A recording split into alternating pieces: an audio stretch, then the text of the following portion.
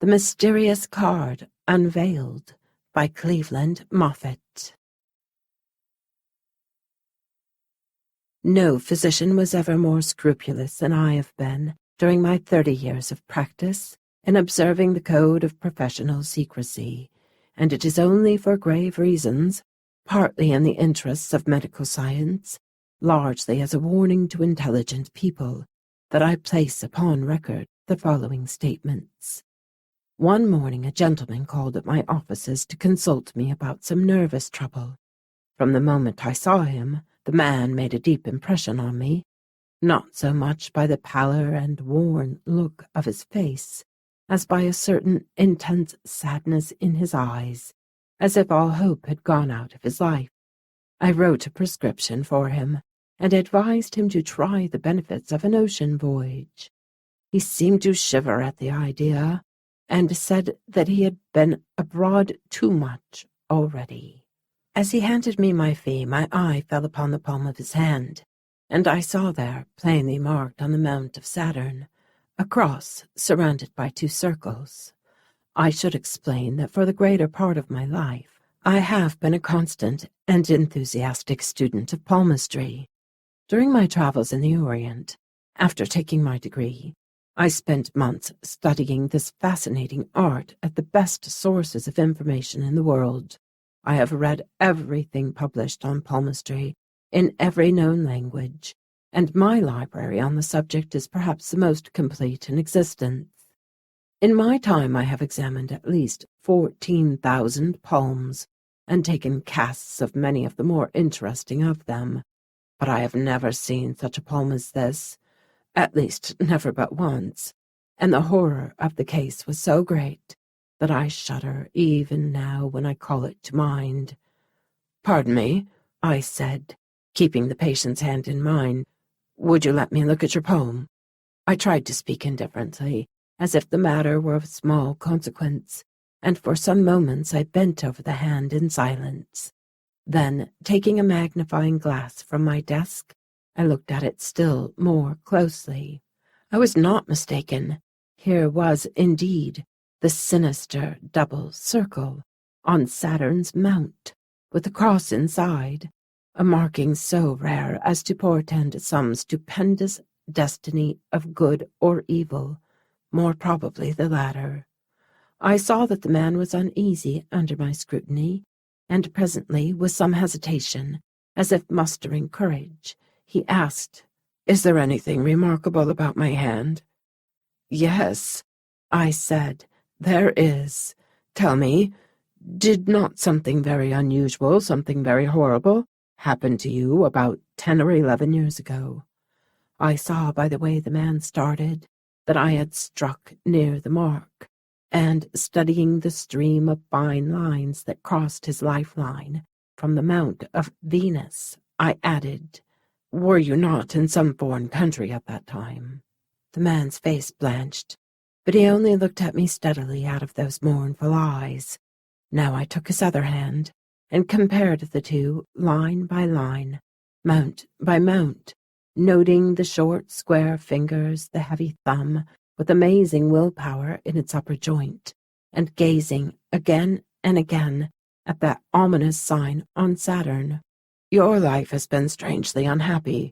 Your years have been clouded by some evil influence."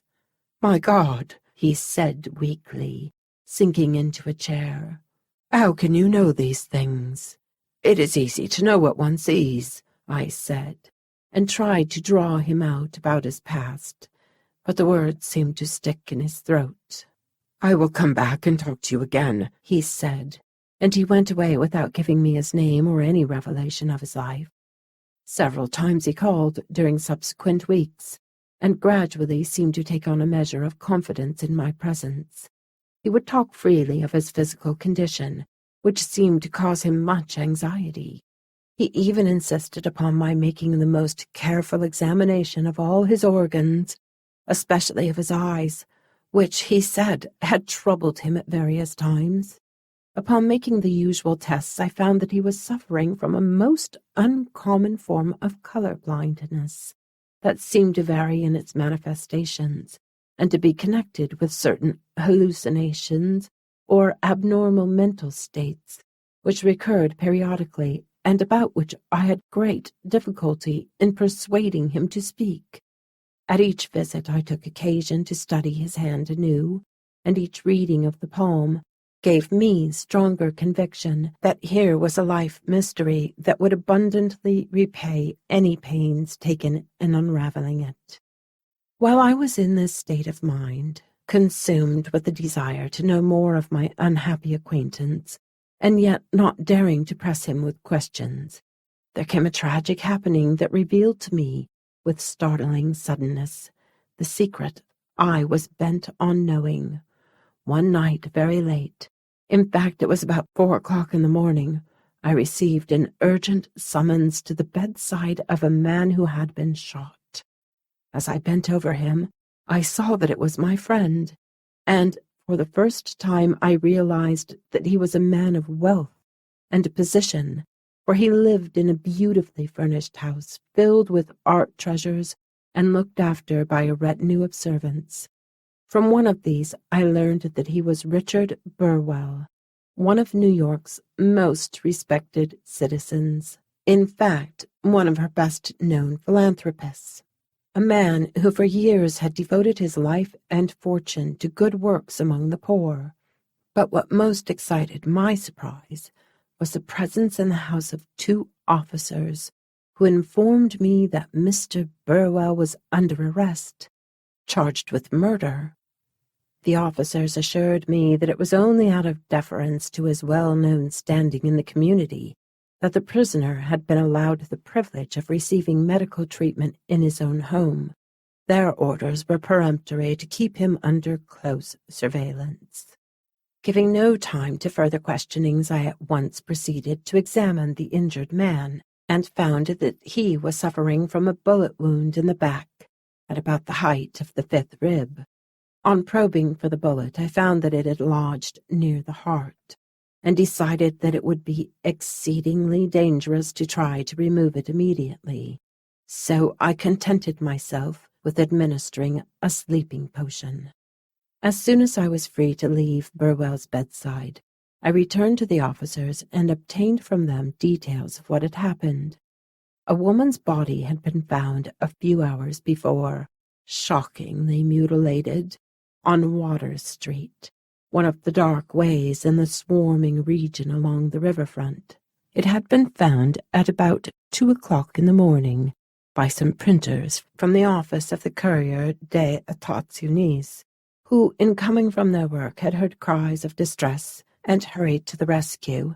As they drew near, they saw a man spring away from something huddled on the sidewalk and plunge into the shadows of the night, running from them at full speed.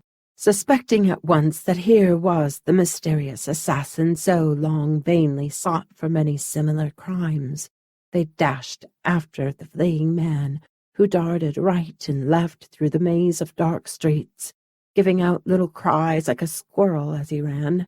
Seeing that they were losing ground, one of the printers fired at the fleeing shadow, his shot being followed by a scream of pain, and hurrying up they found a man writhing on the ground. The man was Richard Burwell. The news that my sad-faced friend had been implicated in such a revolting occurrence shocked me inexpressibly, and I was greatly relieved the next day to learn from the papers that a most unfortunate mistake had been made. The evidence given before the coroner's jury was such as to abundantly exonerate Burwell from all shadow of guilt. The man's own testimony, taken at his bedside, was in itself almost conclusive in his favor. When asked to explain his presence so late at night in such a part of the city, Burwell stated that he had spent the evening at the Florence Mission, where he had made an address to some unfortunates gathered there, and that later he had gone with a young missionary worker to visit a woman living on Frankfurt Street, who was dying of consumption. This statement was borne out by the missionary worker himself, who testified that Burwell had been most tender in his ministrations to the poor woman, and had not left her until death had relieved her sufferings. Another point which made it plain that the printers had mistaken their man in the darkness was the statement made by all of them that, as they came running up, they had overheard some words spoken by the murderer, and that these words were in their own language, French. Now it was shown conclusively that Burwell did not know the French language, that indeed he had not even an elementary knowledge of it. Another point in his favor was a discovery made at the spot where the body was found. Some profane and ribald words, also in French, had been scrawled in chalk on the door and door-sill, being in the nature of a coarse defiance to the police to find the assassin, and experts in handwriting who were called testified unanimously that Burwell, who wrote a refined, scholarly hand, could never have formed those misshapen words.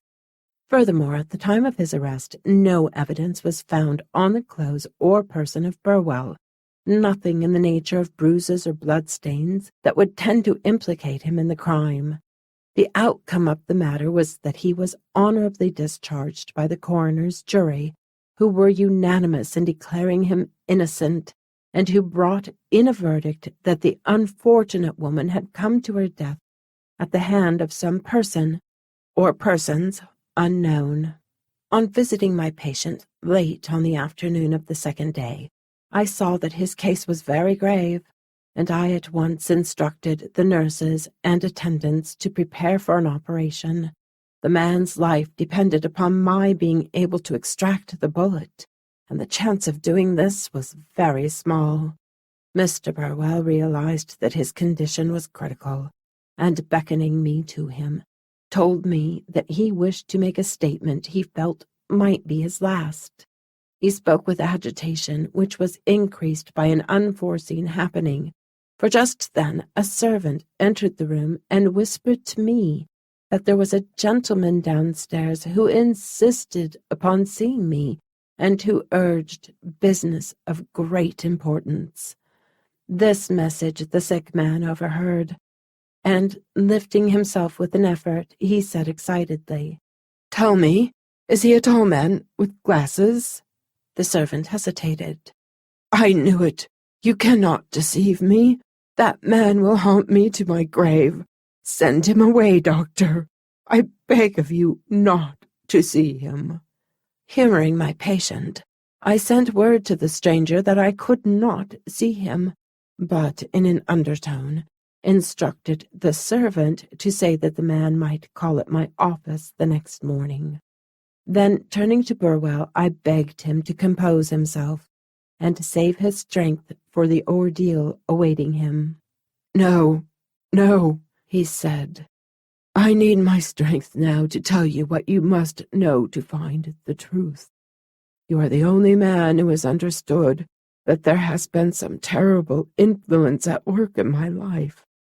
You are the only man competent to study out what that influence is, and I have made provision in my will that you shall do so after I am gone. I know that you will heed my wishes." The intense sadness of his eyes made my heart sink. I could only grip his hand and remain silent. "Thank you. I was sure I might count on your devotion. Now, tell me, doctor, you have examined me carefully, have you not?" I nodded. "In every way known to medical science." I nodded again. "And have you found anything wrong with me? I mean, besides this bullet, anything abnormal? As I have told you, your eyesight is defective. I should like to examine your eyes more thoroughly when you are better." "I shall never be better. Besides, it isn't my eyes. I mean myself, my soul. You haven't found anything wrong there?" "Certainly not. The whole city knows the beauty of your character and your life." "Tut, tut, the city knows nothing. For 10 years I have lived so much with the poor that people have almost forgotten my previous active life, when I was busy with money-making and happy in my home. But there is a man out west, whose head is white and whose heart is heavy, who is not forgotten, and there is a woman in London, a silent, lonely woman, who is not forgotten. The man was my partner, poor Jack Eveleth. The woman was my wife. How can a man be so cursed, Doctor, that his love and friendship bring only misery to those who share it? How can it be that one who has in his heart only good thoughts can be constantly under the shadow of evil? This charge of murder is only one of several cases in my life where, through no fault of mine, the shadow of guilt has been cast upon me. Years ago, when my wife and I were perfectly happy, a child was born to us, and a few months later, when it was only a tender, helpless little thing that its mother loved with all her heart, it was strangled in its cradle. And we never knew who strangled it, for the deed was done one night when there was absolutely no one in the house but my wife and myself. There was no doubt about the crime, for there on the tiny neck were the finger marks where some cruel hand had closed until life went.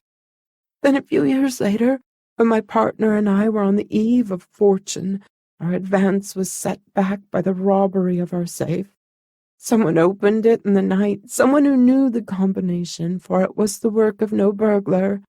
And yet there were only two persons in the world who knew that combination, my partner and myself. I tried to be brave when these things happened, but as my life went on, it seemed more and more as if some curse were on me. 11 years ago, I went abroad with my wife and daughter. Business took me to Paris, and I left the ladies in London, expecting to have them join me in a few days. They never did join me, for the curse was on me still, and before I had been 48 hours in the French capital, something happened that completed the wreck of my life. It doesn't seem possible, does it, that a simple white card with some words scrawled on it in purple ink could effect a man's undoing, and yet that was my fate. The card was given me by a beautiful woman, with eyes like stars. She is dead long ago, and why she wished to harm me I never knew. You must find that out. You see, I did not know the language of the country, and wishing to have the words translated, surely that was natural enough. I showed the card to others, but no one would tell me what it meant, and worse than that, wherever I showed it, and to whatever person, their evil came upon me quickly. I was driven from one hotel after another. An old acquaintance turned his back on me. I was arrested and thrown into prison. I was ordered to leave the country. The sick man paused for a moment in his weakness, but with an effort forced himself to continue. When I went back to London, sure of comfort and the love of my wife, she, too, on seeing the card, drove me from her with cruel words. And when finally, in deepest despair, I returned to New York, dear old Jack, the friend of a lifetime, broke with me when I showed him what was written. What the words were I do not know, and suppose no one will ever know, for the ink has faded these many years. You will find the card in my safe with other papers. But I want you, when I am gone, to find out the mystery of my life and about my fortune. That must be held until you have decided. There is no one who needs my money as much as the poor in the city, and I have bequeathed it to them, unless, in an agony of mind, Mr. Burwell struggled to go on, I soothing and encouraging him. Unless you find what I am afraid to think, but, yes, I must say it, that I have not been a good man, as the world thinks, but have, oh, doctor, if you find that I have unknowingly harmed any human being, I want that person, or these persons, to have my fortune. Promise that. Seeing the wild light in Burwell's eyes and the fever that was burning him, I gave the promise asked of me, and the sick man sank back calmer. A little later, the nurse and attendants came for the operation. As they were about to administer the ether, Burwell pushed them from him and insisted on having brought to his bedside an iron box from the safe. "The card is here," he said, laying his trembling hand upon the box. "You will remember your promise." Those were his last words, for he did not survive the operation. Early the next morning I received this message: "The stranger of yesterday begs to see you." And presently a gentleman of fine presence and strength of face, a tall, dark-complexioned man wearing glasses, was shown into the room. "Mr. Burwell is dead, is he not?" were his first words. "Who told you?" "No one told me, but I know it, and I thank God for it." There was something in the stranger's intense earnestness that convinced me of his right to speak thus, and I listened attentively. "That you may have confidence in the statement I am about to make, I will first tell you who I am." And he handed me a card that caused me to lift my eyes in wonder, for it bore a very great name, that of one of Europe's most famous savants. "You have done me much honor, sir," I said with respectful inclination. "On the contrary, you will oblige me by considering me in your debt, and by never revealing my connection with this wretched man. I am moved to speak partly from considerations of human justice, largely in the interest of medical science. It is right for me to tell you, doctor, that your patient was beyond question the Water Street assassin." "Impossible!" I cried. "You will not say so when I have finished my story, which takes me back to Paris, to the time, 11 years ago, when this man was making his first visit to the French capital." "The mysterious card!" I exclaimed. "Ah, he has told you of his experience, but not of what befell the night before, when he first met my sister." "Your sister?" "Yes, it was she who gave him the card, and in trying to befriend him, made him suffer. She was in ill health at the time, so much so that we had left our native India for extended journeyings. Alas, we delayed too long, for my sister died in New York only a few weeks later, and I honestly believe her taking off was hastened by anxiety inspired by this man." "Strange," I murmured, "how the life of a simple New York merchant could become entangled with that of a great lady of the East." "Yet so it was. You must know that my sister's condition was due mainly to an over-fondness for certain occult investigations, from which I had vainly tried to dissuade her. She had once befriended some adepts, who in return had taught her things about the souls he had better have left unlearned. At various times while with her I had seen strange things happen, but I'd never realized what unearthly powers were in her until that night in Paris. We were returning from a drive in the Bois. It was about 10 o'clock, and the city lay beautiful around us, as Paris looks on a perfect summer's night. Suddenly my sister gave a cry of pain and put her hand to her heart. Then, changing from French to the language of our country, she explained to me quickly that something frightful was taking place there, where she pointed her finger across the river, that we must go to the place at once. The driver must lash his horses. Every second was precious.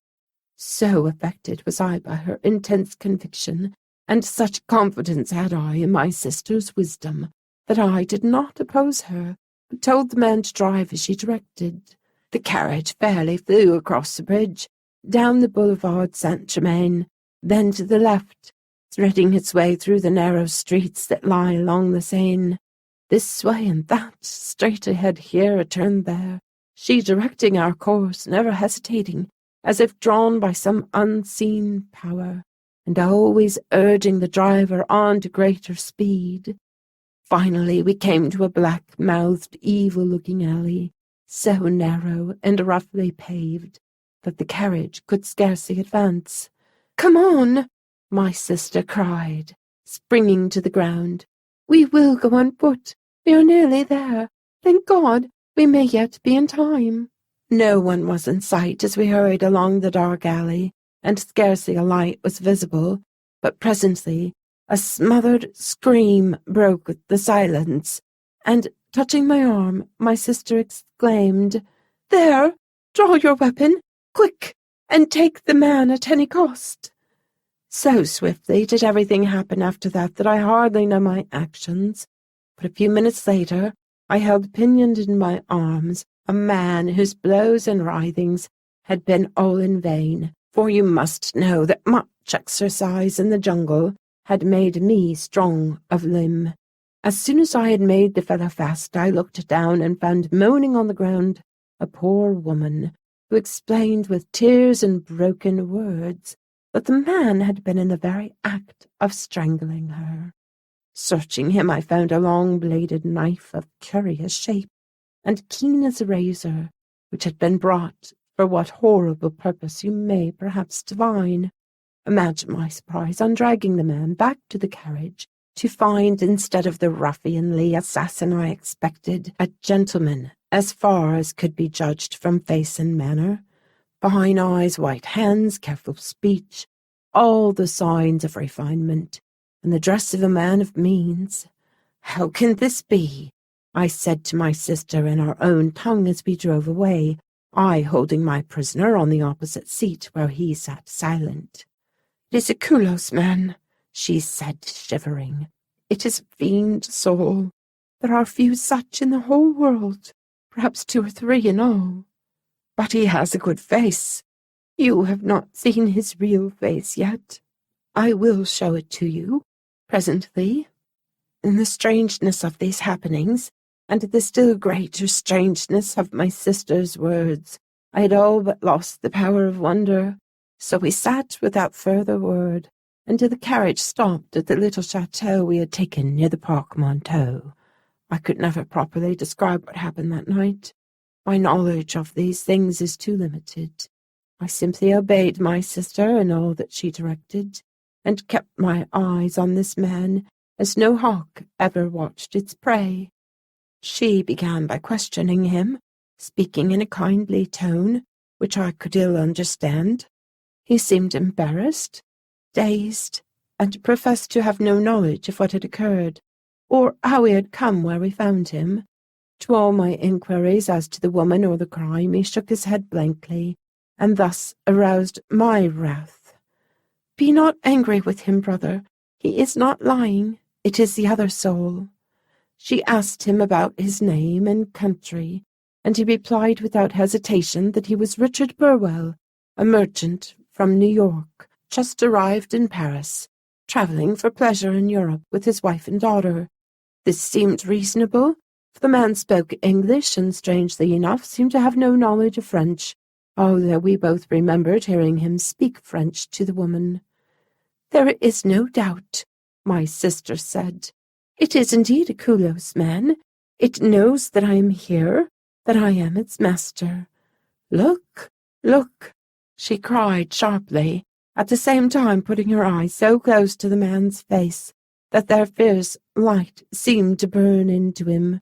What power she exercised I do not know, nor whether some words she spoke, unintelligible to me, had to do with what followed.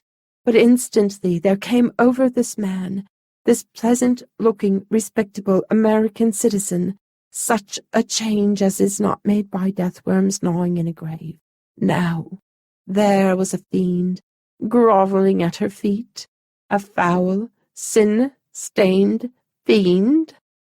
"Now you see the demon soul," said my sister. "Watch it writhe and struggle. It has served me well, brother. Sayest thou not so? The lore I gained from our wise men." The horror of what followed chilled my blood, nor would I trust my memory were it not that there remained and still remains plain proof of all that I affirm. This hideous creature, dwarfed, crouching, devoid of all resemblance to the man we had but now beheld, chattering to us in curious old-time French, poured out such horrid blasphemy as would have blanched the cheek of Satan, and made recital of such evil deeds as never mortal ear gave heed to. And as she willed, my sister checked it, or allowed it, to go on. What it all meant was more than I could tell. To me it seemed as if these tales of wickedness had no connection with our modern life, or with the world around us, and so I judged presently from what my sister said. Speak of the later time, since thou wast in this clay. Then I perceived that the creature came to things of which I knew. It spoke of New York, of a wife, a child, a friend. It told of strangling the child, of robbing the friend, and it was going on to tell God knows what other horrid deeds when my sister stopped it. Stand as thou didst in killing the little babe. Stand, stand. And once more she spoke some words unknown to me. Instantly the demon sprang forward, and bending its claw-like hands, clutched them around some little throat that was not there. But I could see it in my mind, and the look on its face was a blackest glimpse of hell. And now stand as thou didst in robbing the friend. Stand, stand. And again came the unknown words, and again the fiend obeyed. These we will take for future use, said my sister, and bidding me watch the creature carefully until she should return, she left the room, and after none too short an absence, returned, bearing a black box that was an apparatus for photography, and something more besides, some newer, stranger kind of photography that she had learned. Then, on a strangely fashioned card, a transparent white card, composed of many layers of finest oriental paper, she took the pictures of the creature in those two creeping poses. And when it was all done, the card seemed as white as before, and empty of all meaning until one held it up and examined it intently. Then the pictures showed, and between the two there was a third picture, which somehow seemed to show, at the same time, two faces in one, two souls, my sister said, the kindly-visaged man we first had seen, and then the fiend. Now my sister asked for pen and ink, and I gave her my pocket pen, which was filled with purple ink. Handing this to the Culos man, she bade him write under the first picture, "Thus I killed my babe," and under the second picture, "Thus I robbed my friend," and under the third, the one that was between the other two, "This is the soul of Richard Burwell." An odd thing about this writing was that it was in the same old French the creature had used in speech, and yet Burwell knew no French. My sister was about to finish with the creature when a new idea took her, and she said, looking at it as before, "Of all thy crimes, which one is the worst? Speak, I command thee." Then the fiend told how once it had killed every soul in a house of holy women, and buried the bodies in a cellar under a heavy door. Where was the house? At number 19 Rue Picpus, next to the old graveyard. And when was this? Here the fiend seemed to break into fierce rebellion, writhing on the floor with hideous contortions, and pouring forth words that meant nothing to me, but seemed to reach my sister's understanding, for she interrupted from time to time with quick, stern words that finally brought it to subjection. "Enough," she said. "I know all." And then she spoke some words again, her eyes fixed as before, and the reverse change came. Before us stood once more the honest-looking, fine-appearing gentleman, Richard Burwell of New York. "Excuse me, madam," he said awkwardly, but with deference. I must have dozed a little. I am not myself tonight. No, said my sister, you have not been yourself tonight. A little later I accompanied the man to the Continental Hotel, where he was stopping, and returning to my sister, I talked with her until late into the night. I was alarmed to see that she was wrought to a nervous tension that argued ill for her health. I urged her to sleep, but she would not. No, she said, think of the awful responsibility that rests upon me. And then she went on with her strange theories and explanations, of which I understood only that here was a power for evil more terrible than a pestilence menacing all humanity. Once in many cycles it happens, she said, that a kulos soul pushes itself into the body of a newborn child when the pure soul waiting to enter is delayed. Then the two live together through that life, and this hideous principle of evil has a chance upon the earth. It is my will, as I feel it is my duty, to see this poor man again. The chances are that he will never know us, for the shock of this night to his normal soul is so great as to wipe out memory. The next evening, about the same hour, my sister insisted that I should go with her to the Folies Bergère, a concert garden none too well frequented, and when I remonstrated, she said, I must go. It is there. And the words sent a shiver through me. We drove to this place, and passing into the garden, presently discovered Richard Burwell, seated at a little table, enjoying the scene of pleasure which was plainly new to him. My sister hesitated a moment what to do, and then, leaving my arm, she advanced to the table, and dropped before Burwell's eyes the card she had prepared. A moment later, with a look of pity on her beautiful face, she rejoined me, and we went away. It was plain he did not know us. To so much of the savant's strange recital I had listened with absorbed interest, though without a word, but now I burst in with questions. What was your sister's idea in giving Burwell the card? I asked. It was in the hope that she might make the man understand his terrible condition, that is, teach the pure soul to know its loathsome companion. And did her effort succeed? Alas, it did not. My sister's purpose was defeated by the man's inability to see the pictures that were plain to every other eye. It is impossible for the kulos man to know his own degradation. And yet this man has for years been leading a most exemplary life. My visitor shook his head.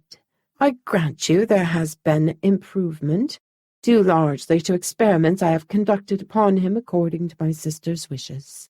But the fiend soul was never driven out. It grieves me to tell you, Doctor, that not only was this man the Water Street assassin, but he was the mysterious murderer, the long-sought-for mutilator of women, whose red crimes have baffled the police of Europe and America for the past 10 years. You know this, said I, starting up, and yet did not denounce him. It would have been impossible to prove such a charge, and besides I had made oath to my sister that I would use the man only for these soul experiments. What are his crimes compared with the great secret of knowledge I am now able to give the world? A secret of knowledge? Yes, said the savant with intense earnestness. I may tell you now, Doctor, but the whole world will know, ere long, that it is possible to compel every living person to reveal the innermost secrets of his or her life, so long as memory remains, for memory is only the power of producing in the brain material pictures that may be projected externally by the thought rays and made to impress themselves upon the photographic plate, precisely as ordinary pictures do. You mean, I exclaimed, that you can photograph the two principles of good and evil that exist in us? Exactly that. The great truth of a dual soul existence that was dimly apprehended by one of your Western novelists has been demonstrated by me in the laboratory with my camera. It is my purpose, at the proper time, to entrust this precious knowledge to a chosen few who will perpetuate it and use it worthily." "Wonderful, wonderful!" I cried. "And now tell me, if you will, about the house on the Rue Picpus. Did you ever visit the place?" "We did, and found that no buildings had stood there for 50 years, so we did not pursue the search." "And the writing on the card? Have you any memory of it? For Burwell told me that the words have faded." "I have something better than that. I have a photograph of both card and writing, which my sister was careful to take. I had a notion that the ink in my pocket pen would fade, for it was a poor affair. This photograph I will bring you tomorrow." "Bring it to Burwell's house," I said. The next morning the stranger called, as agreed upon. "Here is a photograph of the card," he said. "And here is the original card," I answered, breaking the seal of the envelope I had taken from Burwell's iron box. "I have waited for your arrival to look at it. Yes, the writing has indeed vanished. The card seems quite blank." "Not when you hold it this way," said the stranger. And as he tipped the card, I saw such a horrid revelation as I can never forget. In an instant I realized how the shock of seeing that card had been too great for the soul of wife or friend to bear. In these pictures was the secret of a cursed life. The resemblance to Burwell was unmistakable. The proof against him was overwhelming. In looking upon that piece of pasteboard, the wife had seen a crime which the mother could never forgive. The partner had seen a crime which the friend could never forgive. Think of a loved face suddenly melting before your eyes into a grinning skull, then into a mass of putrefaction, then into the ugliest fiend of hell, leering at you, distorted with all the marks of vice and shame. That is what I saw. That is what they had seen. "Let us lay these 2 cards in the coffin," said my companion impressively. "We have done what we could." Eager to be rid of the hateful piece of pasteboard, for who could say that the curse was still not clinging about it, I took the strange man's arm, and together we advanced into the adjoining room where the body lay. I had seen Burwell as he breathed his last, and knew that there had been a peaceful look on his face as he died. But now, as we laid the 2 white cards on the still breast, the savant suddenly touched my arm, and pointing to the dead man's face, now frightfully distorted, whispered, "See, even in death it followed him. Let us close the coffin quickly." The end of The Mysterious Card